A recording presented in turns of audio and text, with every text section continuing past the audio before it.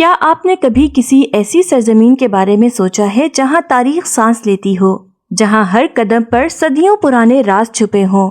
آج ہم آپ کو لے جا رہے ہیں ایک ایسے ملک کی طرف جو دولت میں شاید دنیا سے پیچھے ہو، مگر ثقافت، محبت اور روحانیت میں سب سے آگے ہے۔ یہ ہے ازبکستان، اولیاء کی سرزمین، فاتحین کا وطن اور تہذیبوں کا مرکز۔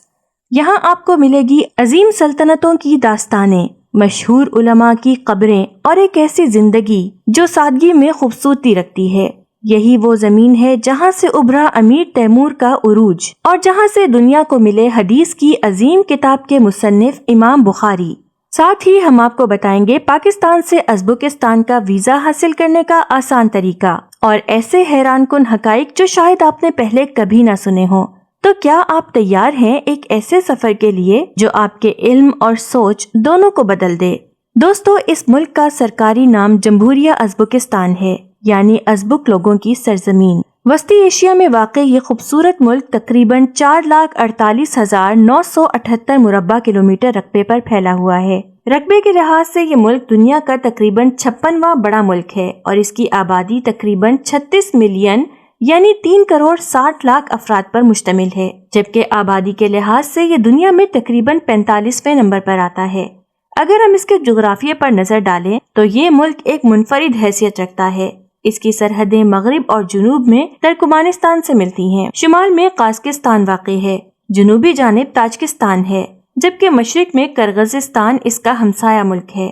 دلچسپ بات یہ ہے کہ یہ ایک لینڈ لاکڈ کنٹری ہے، یعنی اس ملک کی کوئی بھی سرحد سمندر سے نہیں ملتی۔ لیکن دوستو، اگر آپ سمجھتے ہیں کہ سمندر نہ ہونے کی وجہ سے یہ ملک کمزور ہے تو آپ شاید اس کی اصل طاقت سے واقف نہیں، کیونکہ اس سرزمین کی اصل دولت اس کے لوگ ہیں۔ یہاں کے لوگ صرف علم، تاریخ اور تہذیب میں ہی نہیں بلکہ محبت، خلوص اور مہمان نوازی میں بھی بے مثال ہیں۔ یہاں آنے والا ہر شخص یہی کہتا ہے کہ ہم نے کم وسائل میں بھی خوش رہنا ازبکستان کے لوگوں سے سیکھا ہے۔ اگر آپ زندگی کی سادگی میں خوشی تلاش کرنا چاہتے ہیں تو یہ ملک آپ کے لیے ایک جیتی جاگتی مثال ہے۔ اور جب آپ یہاں کے بازاروں میں قدم رکھتے ہیں، قدیم مساجد کو دیکھتے ہیں یا تاریخی عمارتوں کے درمیان چلتے ہیں تو یوں محسوس ہوتا ہے جیسے وقت رک گیا ہو اور آپ صدیوں پیچھے ایک سنہری دور میں واپس آ گئے ہوں۔ دوستوں، ازبکستان کی تاریخ واقعی ہر کسی کو حیران کر دیتی ہے۔ یہاں قانون کی حکمرانی مضبوط ہے۔ آپ کو عام شہروں میں پولیس یا سیکیورٹی گارڈ نظر نہیں آئیں گے اور یہ اس ملک میں امن و سلامتی کی حالت کو ظاہر کرتا ہے۔ دوستو، اگرچہ ازبکستان ایک غریب ملک ہے جہاں ایک شخص کی اوسط آمدنی $4,000 کے لگ بھگ ہے، آپ کو یہ جان کر حیرت ہوگی کہ گزشتہ 6 سالوں میں یہاں سے ایک بھی موٹر سائیکل یا ایک بھی گاڑی چوری نہیں ہوئی۔ یہ واقعی حیران کن ہے، جو لوگوں کی ایمانداری اور اخلاقیات کی عکاسی کرتا ہے۔ دوستو، ازبکستان ادبی اور ثقافتی لحاظ سے ایک نہایت اہم ملک ہے۔ یہی وہ سرزمین ہے جہاں عظیم محدثین امام بخاری اور امام ترمذی کے مزارات موجود ہیں اور ہر سال لاکھوں افراد یہاں حاضری دیتے ہیں۔ یہاں ایک تاریخی قرآن پاک بھی محفوظ ہے جو خلیفہ حضرت عثمان غنی رضی اللہ عنہ سے منسوب کیا جاتا ہے اور دنیا بھر میں اپنی اہمیت کی وجہ سے مشہور ہے۔ دوستو، یہاں کے تاریخی اور سیاحتی مقامات بھی بے حد قابل دید ہیں۔ دنیا بھر سے لوگ یہاں آتے ہیں تاکہ عظیم مفکرین اور سائنسدانوں کی یادگاریں دیکھ سکیں، جیسے کہ ابن سینا اور الخوارزمی، جنہوں نے طب، ریاضی اور سائنس کے میدان میں ایسی خدمات انجام دیں جنہوں نے پوری دنیا کو حیران کر دیا۔ جب ہم یورپی ممالک میں میڈیکل سائنس کی ترقی کو دیکھتے ہیں تو ہم حیران رہ جاتے ہیں، لیکن کیا آپ جانتے ہیں کہ یہ سب ابن سینا کی وجہ سے ہے؟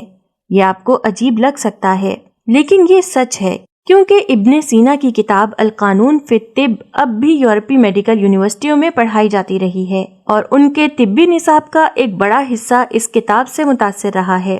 مزید برآں، کیا آپ جانتے ہیں کہ آج سرجری میں استعمال ہونے والے زیادہ تر آلات ابو القاسم الزہراوی نے ایجاد کیے تھے؟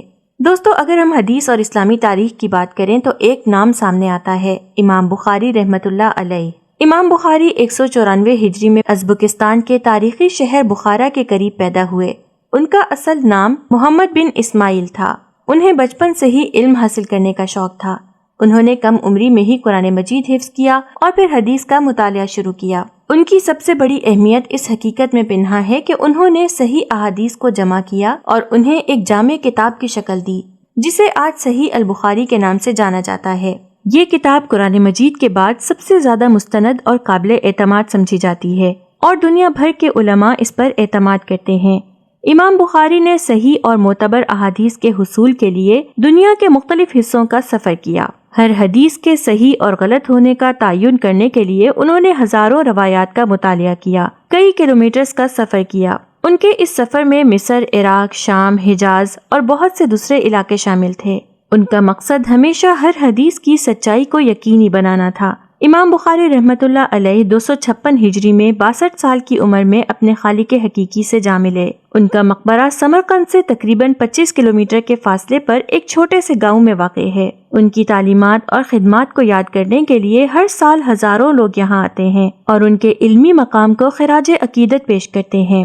ازبکستان میں ہوٹل اور ریسٹورانٹس بہت اعلیٰ معیار کے ہیں، لیکن قیمتیں عام طور پر مناسب اور کم ہوتی ہیں۔ یہاں آپ کو جدید سہولیات کے ساتھ صاف ستھرے اور آرام دہ ہوٹل ملتے ہیں۔ اگر آپ ازبکستان جائیں تو وہاں کے ریسٹورانٹس میں روایتی ازبک کھانوں کی ایک شاندار دنیا آپ کا انتظار کرتی ہے۔ یہاں پلاؤ، کباب اور مختلف لذیذ سوپ بے حد پسند کیے جاتے ہیں اور ہر ریسٹورانٹ کی خاص پہچان ہوتے ہیں۔ اور اگر آپ کچھ خاص ٹرائی کرنا چاہیں تو سمسا ضرور کھائیں، جو تندور میں پکا ہوا گوشت یا سبزیوں سے بھرا ہوا مزیدار پیسٹری نما ناشتہ ہوتا ہے۔ یہی وہ ذائقے ہیں جو ازبک ثقافت اور مہمان نوازی کو اور بھی یادگار بنا دیتے ہیں۔ سب سے خاص بات یہ ہے کہ ازبکستان میں ہر جگہ مہمان نوازی کا ایک الگ ہی انداز دیکھنے کو ملتا ہے جو ہر سیاح کا دل جیت لیتا ہے۔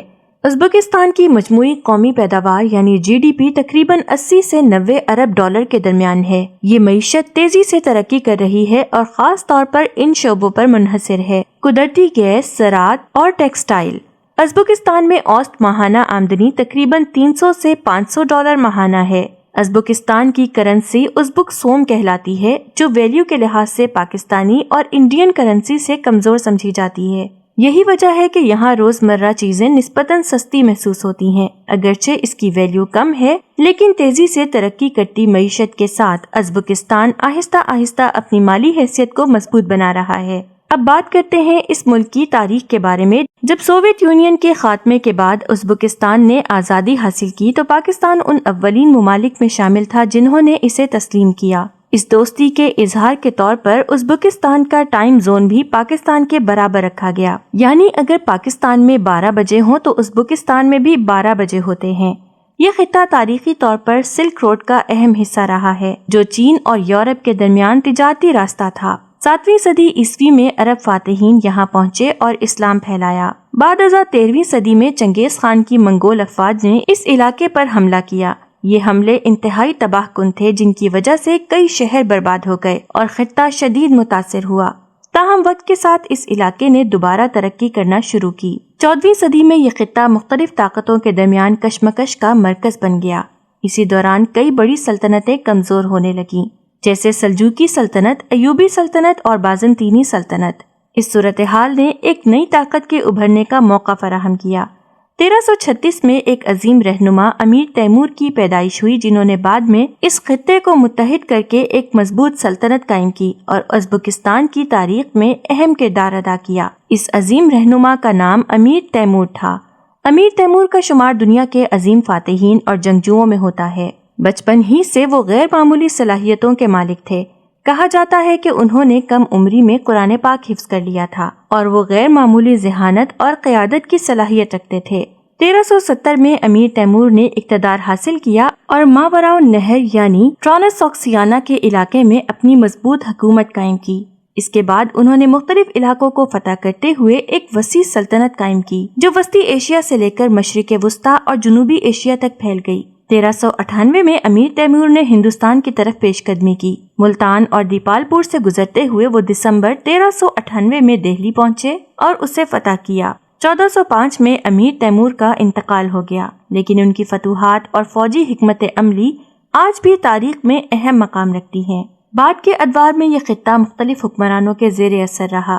19ویں صدی میں یہ علاقہ روسی سلطنت کی وسطی ایشیا میں توسیع کے نتیجے میں روس کے قبضے میں آ گیا۔ بعد ازاں یہ علاقہ سوویت یونین کا حصہ بن گیا اور ایک اہم ریاست کے طور پر کام کرتا رہا۔ آخرکار 1991 میں سوویت یونین کے خاتمے کے بعد ازبکستان نے آزادی حاصل کر لی۔ آج ازبکستان کو دنیا کے نسبتاً سستے ممالک میں شمار کیا جاتا ہے، جہاں مرد اور خواتین دونوں مل کر کام کرتے ہیں اور ملک کی ترقی میں اپنا کردار ادا کرتے ہیں۔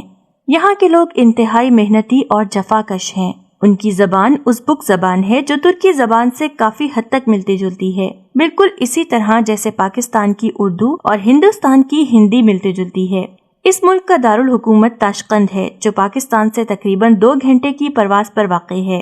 یہ شہر نہایت خوبصورت، ترقی یافتہ اور صاف ستھرا ہے، جس کی آبادی تقریباً 25 لاکھ کے قریب ہے۔ 1966 میں تاشقند زلزلے نے شہر کو شدید نقصان پہنچایا تھا، لیکن بعد میں اسے جدید طرز پر دوبارہ تعمیر کیا گیا۔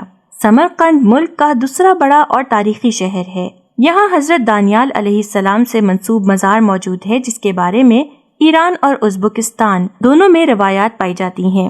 سمرقند میں ایک اور اہم مقام حضرت قاسم بن عباس کا مزار ہے، جو حضور اکرم صلی اللہ علیہ وسلم کے چچا زاد بھائی تھے۔